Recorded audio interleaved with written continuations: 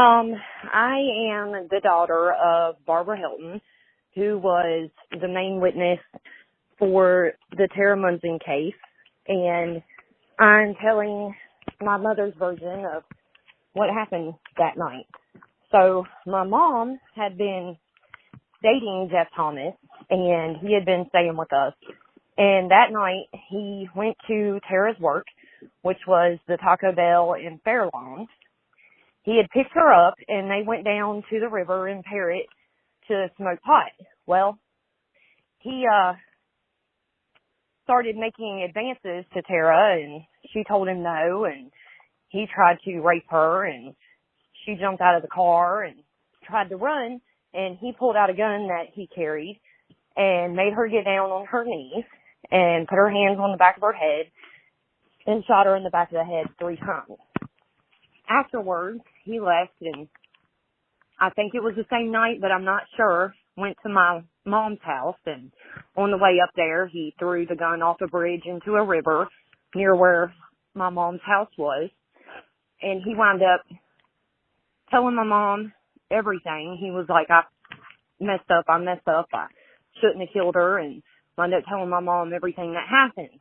Well, my mom was freaked out. She didn't know what to do. So she didn't want to go turn him in or anything like that, but she wound up telling one of my aunts, and my aunt kept arguing with her, telling her she needed to turn him in, and wound up taking my mom to a doctor's appointment one day, and there was a cop sitting on the side of the road, so my aunt purposely sped past the cop, so she got pulled over, and as soon as the cop walked up to the car, she looked at him and said, "What do you do if you know about a murder?" Well, the cop's like, "You need to follow me to the station now." And my mom wound up telling him everything. And she even agreed to testify against him.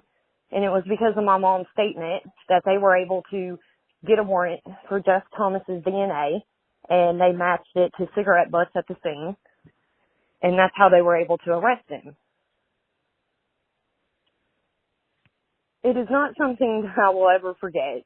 I was 13 when it happened, and we had to sit there and have police officers escort our bus back and forth to school, me and my sister, because there were people threatening my mom and threatening me and my sister to kill us, and I couldn't even go to the bathroom without a teacher while I was at school, and there were police officers near my house at all times.